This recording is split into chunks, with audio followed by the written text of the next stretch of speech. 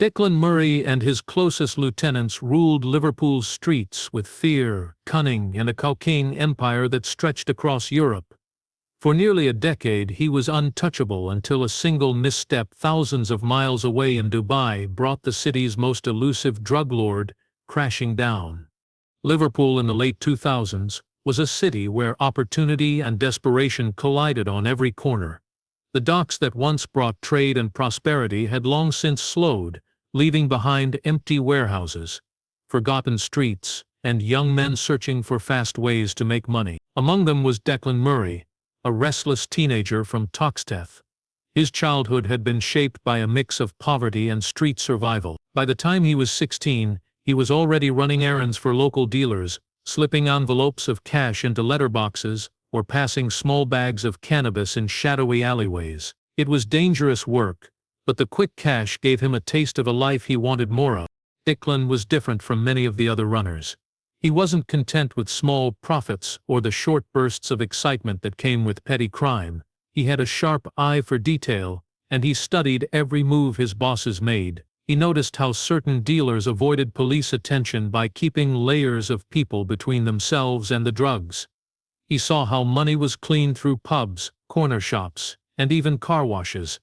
Most importantly, he paid attention to mistakes. Whenever a shipment was intercepted or a rival gang was arrested, he made mental notes about what not to do. By his early 20s, Declan had outgrown his role as a street hustler. He began building small crews of his own, recruiting friends who owed him loyalty and younger runners willing to take risks. His first step into independence came when he started buying cannabis in bulk from a contact in Birmingham and selling it across Liverpool.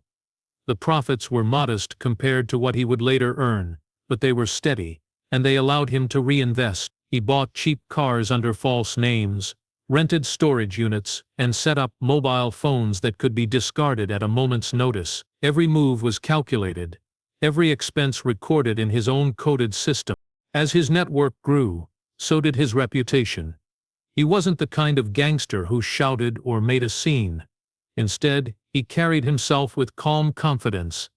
People trusted him because he always paid on time and always delivered what he promised. This reliability made him stand out in a world filled with reckless dealers and short-lived ventures. Declan also understood the importance of appearances. He kept his clothes clean, avoided flashy jewelry, and never posted pictures of himself online. To outsiders, he looked like a young man just trying to get by. But behind the scenes he was moving thousands of pounds worth of drugs every week. The turning point came when Declan managed to establish a connection with smugglers who were bringing contraband into the UK from Spain. At first, it was counterfeit cigarettes and cheap alcohol, items that could be hidden among legal shipments. But this contact opened his eyes to a much bigger world. Through them, he learned about the routes traffickers used, the bribed customs officers, and the codes used in communication. Declan began to see that his local cannabis trade was only the beginning. If he could position himself in the right place, he could move on to the most profitable and dangerous commodity of all, cocaine. What set Declan apart in these early years was his patience. While other young dealers rushed into risky ventures and ended up in prison or dead, he carefully built foundations. Every decision was made with the future in mind. He was willing to wait, to study, and to strike only when the time was right. By the end of the decade, whispers about him had already begun to circulate across Liverpool. Some saw him as a clever operator destined for greatness. Others feared he was becoming too ambitious for his own good. Declan, however, ignored the chatter. He knew exactly where he was heading, and nothing, not rivals, not the police, not even betrayal, was going to stop him from rising. Declan Murray's life changed the moment he gained access to cocaine. Cannabis and counterfeit goods had kept his operation alive, but cocaine was where real power lay. The margins were extraordinary, and demand seemed endless. What began as a whispered offer from a contact in Spain quickly became the most important move of his career. At first, Declan hesitated. Cocaine was not just another step up, it was a whole different world, controlled by ruthless people who played by rules that ended in blood. But his ambition overpowered his caution. If he wanted to be more than just a local dealer, he needed to take the risk. The introduction was arranged through a smuggler operating between Valencia and Liverpool. Gangland flew to Spain under a fake name, keeping his profile low.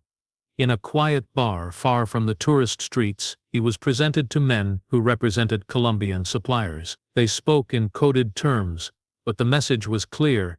If Gangland could handle distribution on his side, they could provide product at a scale he had never imagined. The first test shipment was small, just a few kilos concealed in crates of oranges, bound for the UK. Gangland poured everything he had into making sure it reached Liverpool untouched.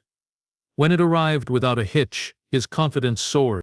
Once the connection was proven, the deals grew bolder.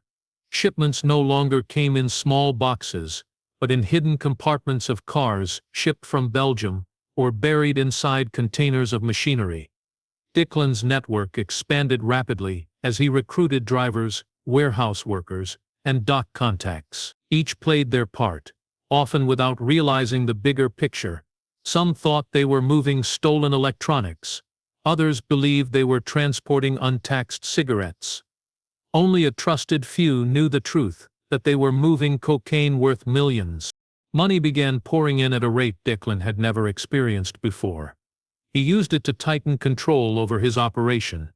Couriers were paid generously but kept compartmentalized, ensuring that if one was caught, they could not expose the entire chain. Lawyers, accountants, and even nightclub managers were drawn into his orbit, whether knowingly or not.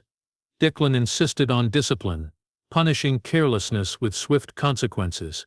His empire was not the loud, flashy kind run by gangsters who drove sports cars and posted their wealth online. His was quiet, structured, and built to last. By 2012, Gangland was moving hundreds of kilos every year. His name was whispered not only in Liverpool but also in Manchester, Birmingham, and even London. Rival crews who once mocked him as just another street hustler now found themselves buying product from his distributors. His reputation for reliability spread beyond Britain. Spanish traffickers began to trust him with larger loads, and Colombian contacts viewed him as a rising player worth investing in. Gangland knew he was on the edge of something enormous, yet success came with shadows. Every shipment carried risk, and every phone call could be monitored. Police were beginning to notice a surge of cocaine on the streets that didn't match the known suppliers. Customs officers intercepted crates from time to time, and though Gangland avoided being directly linked, the pattern worried him. Still, the profits were too great to slow down. Each successful delivery made him hungrier, pushing him to refine his methods and expand further. The transformation was complete. Gangland was no longer the boy who ran errands for older dealers. He was now the architect of one of the most ambitious cocaine networks Liverpool had ever seen. His vision had become reality, and he believed nothing could bring it down. But in the shadows, investigators were already piecing together fragments of evidence, building a picture of a man who thought he had mastered the game. With cocaine flooding into the city, Gangland Murray began shaping himself into more than a drug dealer. He wanted to appear legitimate, respectable, even admired. Money gave him the power to rewrite his image, and he used it carefully. Liverpool's nightlife was the first target. He bought into a string of clubs and bars, places where his product was already flowing freely. On the surface, he was simply a young entrepreneur investing in entertainment, but behind the scenes, those clubs doubled as laboratories of demand. Every weekend, customers unknowingly became test subjects, and Gangland's men monitored which batches were strongest, which prices worked best, and which dealers could be trusted with higher volumes. The clubs also provided a steady stream of cash that could be laundered without raising suspicion. Profits from cocaine sold were filtered through bar tills, disguised as drink sales and event revenue. To anyone glancing at the books, it looked like Gangland's businesses were thriving because of booming nightlife. The truth was darker. Alcohol was just the cover for a drug empire that stretched across the city. He didn't stop with clubs. Gangland began buying into taxi firms and small construction companies. These investments weren't glamorous, but they gave him practical advantages. Taxi drivers became his eyes and ears. transporting couriers without knowing what they carried and reporting on police checkpoints across the city. Construction sites provided warehouses where shipments could be hidden among pallets of cement and steel beams. Everything was part of a carefully designed machine that kept the drugs moving and the money clean. By now, Liverpool's underworld recognized him as a dominant force. Smaller dealers found themselves squeezed out or forced to buy their supply from him. Those who resisted were crushed through intimidation or financial sabotage. A rival dealer in Bootle suddenly saw his suppliers dry up when Declan leaned on contacts abroad. Another in Kensington mysteriously lost 2 couriers to robberies that were no robbery at all. Each downfall was a reminder that Declan controlled more than product. He controlled the flow of opportunity. Yet what made him especially dangerous was his calmness. He didn't throw parties or parade expensive cars through the streets. He lived in a large but modestly presented home, blending in with middle-class respectability. His neighbors thought he was involved in property development, and he never corrected them.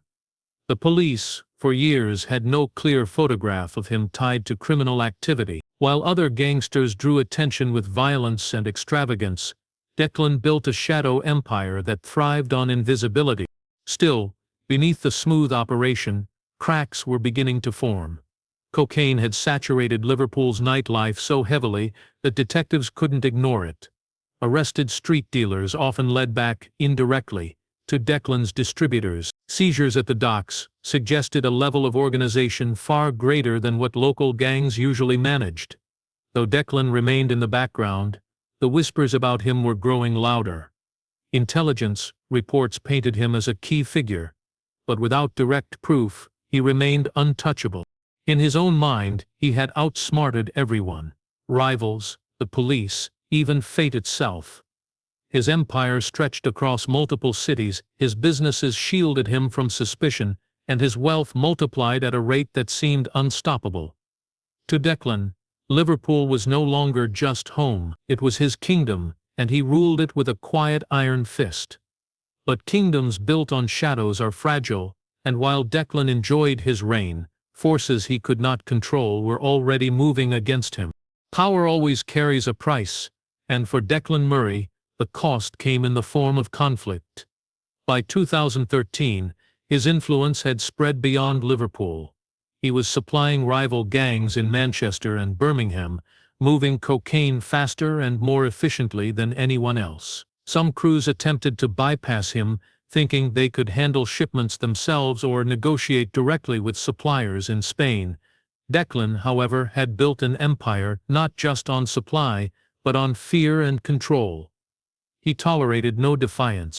The first real challenge came when a small crew in Manchester tried to smuggle a shipment without his approval. It was a bold move, a direct threat to his authority. Declan's reputation had always been quiet but powerful, and now it needed to be enforced. He organized a response that was brutal and precise. Within days, a warehouse where the rival crew stored its shipment mysteriously went up in flames. Hundreds of kilos of cocaine were destroyed, and with it the rival gang's immediate profits. The fire was no accident. It was a clear, deliberate message. Declan didn't stop there. The leader of the Manchester crew was found days later, beaten and left by a canal. It was a warning for anyone thinking of challenging him. Violence had always been part of Liverpool's underworld, but Declan wielded it selectively, like a scalpel rather than a sledgehammer. Each act of retribution reinforced his control, but it also spread fear. His allies respected him, but the message was unmistakable: betrayal or competition would not be tolerated. The aftermath of the violence also revealed Declan's cunning. While others might have drawn attention through reckless acts, he made sure that no direct evidence tied him to the crimes. Footprints, communications, and associates were carefully managed to leave minimal traces. To law enforcement, these incidents were troubling but frustratingly vague. There was no clear suspect, no smoking gun, only whispers of a man who ruled through intimidation and strategy. Inside his network, the incidents solidified loyalty. Those who had witnessed his ability to strike quickly and without mercy were more willing to follow orders. Couriers doubled their efforts. Warehouse managers tightened security, and suppliers respected the chain of command. Declan had created a culture of fear and efficiency, where mistakes were punished and obedience was rewarded. His empire functioned like a well-oiled machine, and every shipment, every transaction, and every decision reinforced his dominance. Yet even as his authority expanded, the pressure increased. Rivals were not the only threat. Police surveillance was intensifying.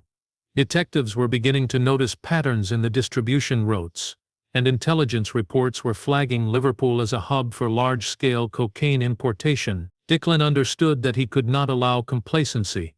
Every shipment had to be flawless, every contact scrutinized. The city had become a chessboard, and he was determined to stay several moves ahead. Despite the constant tension, Declan's empire continued to grow. The combination of strategic investment in legitimate businesses, disciplined enforcement, and calculated intimidation made him untouchable for now. Liverpool's streets had learned to respect his name, rivals feared it, and law enforcement was starting to take it seriously.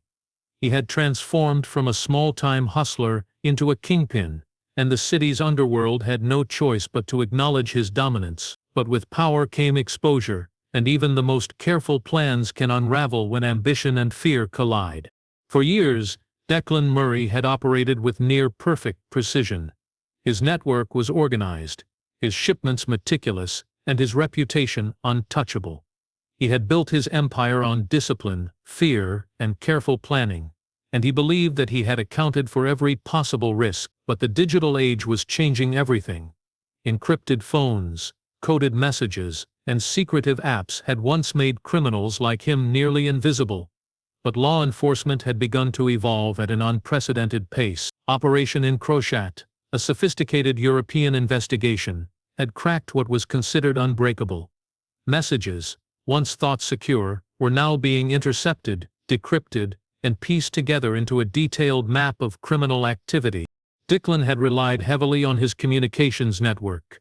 Couriers and managers exchanged information about shipments, payments, and security through encrypted messages. He never typed a name or an address directly, believing that coded language would keep him safe. But even the most careful systems have vulnerabilities. Law enforcement analysts, working tirelessly, began to recognize recurring patterns, connections between shipments, and the timing of deliveries. They were building a mosaic of Declan's empire, one piece at a time. The breakthrough came when agents intercepted conversations that described shipments, amounts, and payment routes. Names that had once been anonymous were linked to specific people, places, and events. Weeks of monitoring revealed how Declan coordinated his teams, moved cocaine across borders, and ensured that rival gangs remained under his control. The level of detail was staggering, everything from packaging methods to contingency plans in case of police interference was documented. For the first time, investigators had a clear understanding of the scale of his operation and the role Declan played at its center. Even as the web of evidence grew, Declan remained confident. He trusted in his experience, his careful planning, and the loyalty of his crew. He avoided flashy displays, stayed off social media, and rotated his contacts regularly. To him, he was invisible, but the digital trail he had left behind was stronger than he imagined. Each message, each coordination note, each seemingly innocuous instruction had become a building block for the authorities. His empire, which had thrived in shadows for nearly a decade, was now being illuminated in painstaking detail. Declan's sophistication was impressive. He had developed an intricate system where every courier knew only what was necessary for their role, and every shipment had multiple fail-safes. But no system is perfect. In the end, it was the reliance on technology that would betray him. Investigators could now see patterns of behavior, trace funds across accounts, and connect him to hundreds of kilos of cocaine moving through Europe. Even more damning were the messages that detailed threats and acts of violence toward rivals. The pieces fit together like a puzzle, revealing not just a drug empire, but a man willing to enforce his will through brutality and manipulation. For the authorities, this was a turning point. After years of being a ghost in the city, Declan Murray's shadow was finally exposed.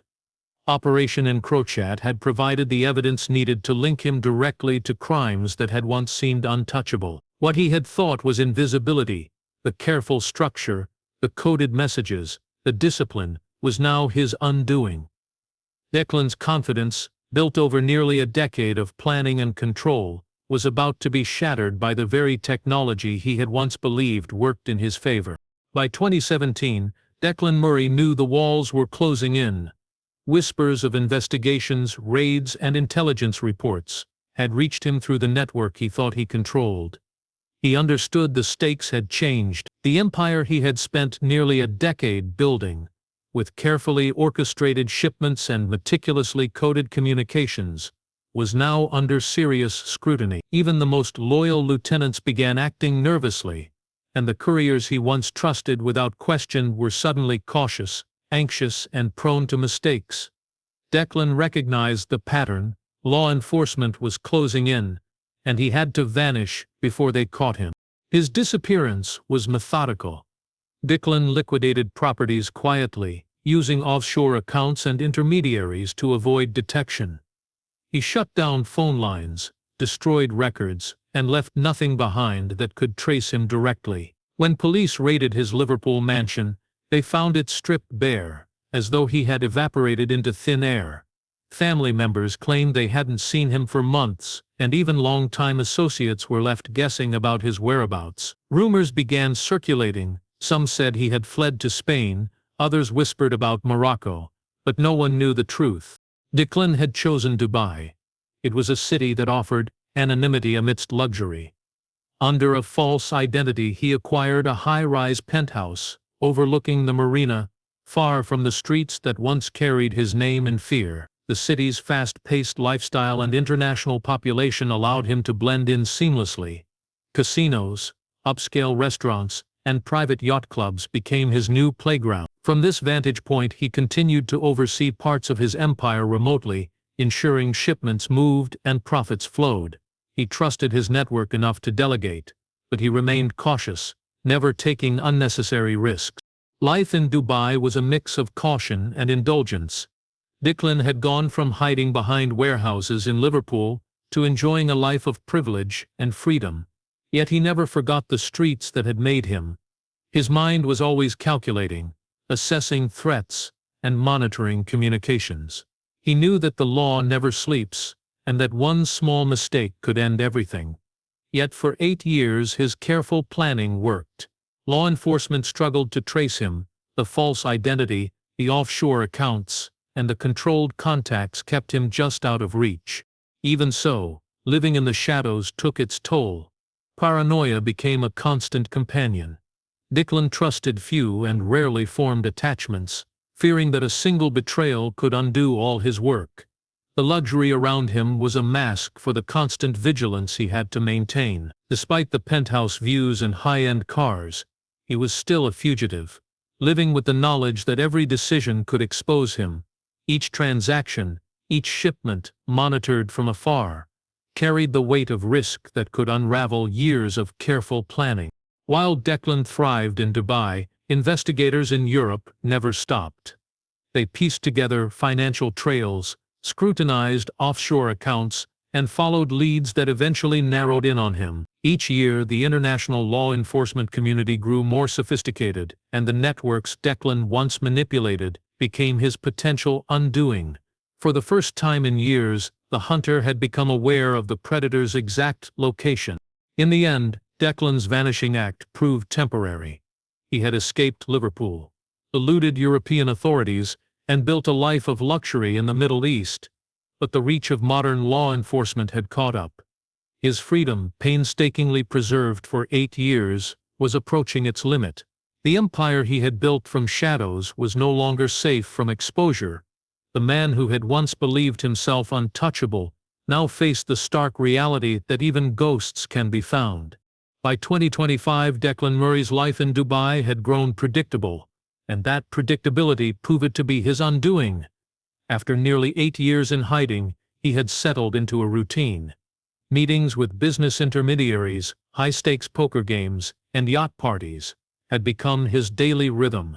His empire continued to operate in the shadows, shipments coordinated through trusted lieutenants in Liverpool and Europe, while he watched from a distance. For years he had believed himself untouchable, convinced that false identities, offshore accounts and cautious operations would keep him one step ahead of the law. But modern law enforcement was relentless and increasingly globalized. British authorities, in partnership with international agencies, had never stopped tracking him. Analysts traced financial flows linked to his past operations, following a trail that, though obscured, ultimately led to Dubai. Small discrepancies in property transactions and offshore accounts allowed investigators to narrow in on a series of penthouses and luxury apartments. It was a painstaking process, but after years of patient surveillance and intelligence gathering, the authorities had finally located the man who had once ruled Liverpool's underworld. The opportunity came when Gangland attempted a property deal in the Dubai marina. Large sums of money were transferred through intermediaries, and this particular transaction caught the attention of investigators. The timing, the amounts, and the connections were too significant to ignore. Undercover agents began watching, photographing and documenting every move he made. For the first time in years, the law had him in its sights, and they prepared carefully to ensure his capture without incident. Gangland, confident in his routines, did not notice the net closing around him. The arrest was sudden and precise. On a warm evening, as Gangland arrived at a luxury marina to do a successful business deal, plainclothes officers converge. Within moments he was surrounded and taken into custody. Years of careful planning, coded communications, and meticulous evasion had come to an abrupt end. He was handcuffed, read his rights and escorted into a vehicle, his mind racing as he processed the enormity of what had just happened. For the first time in nearly a decade, Gangland felt the grip of law enforcement tighten. The extradition process that followed was swift but tense. Dubai authorities cooperated closely with British officials, and within weeks, Gangland was on a plane bound for the United Kingdom. The transition from the luxury of Dubai to the stark confines of custody in Liverpool was jarring. Reporters speculated on his empire. Rivals wondered about the power vacuum, and law enforcement prepared for the complex legal battle that lay ahead. The man who had once operated in shadows now faced the full glare of public scrutiny. Gangland's capture sent shockwaves through Liverpool and beyond. Former allies scrambled to protect themselves, knowing that his arrest could expose their own involvement. Rivals, who had long feared his influence, now saw the streets opening up for new power struggles. The cocaine empire that had once flowed across the city with precision was suddenly fractured. Gangland, who had believed himself untouchable, had been brought down not by street violence or a rival gang, but by patient investigation, international cooperation, and the digital footprints he had left behind. In the end, the Dubai trap proved that even the most elusive criminal can be found.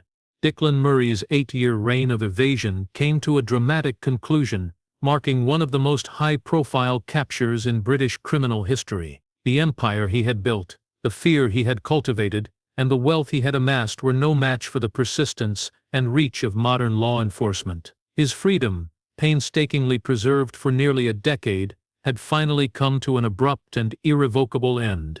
Gangland Murray's return to the United Kingdom was met with a mixture of fascination, fear, and anticipation. News of his arrest in Dubai had already made headlines across Liverpool, Manchester, and London, and the public was eager to learn how the city's most elusive drug lord had been captured. For years he had been a ghost, a shadowy figure whose name inspired both respect and terror. Now sitting in a custody cell, he faced the reality that his carefully constructed empire had crumbled, and the consequences of nearly a decade of criminal activity were about to catch up with him. The courtroom that would determine his fate was packed with observers, journalists, and law enforcement officials. Prosecutors laid out an extraordinary case, detailing nearly 8 years of organized crime, smuggling, and money laundering. Evidence recovered from Operation Encrochat played a central role, providing a digital roadmap of Gangland's activities.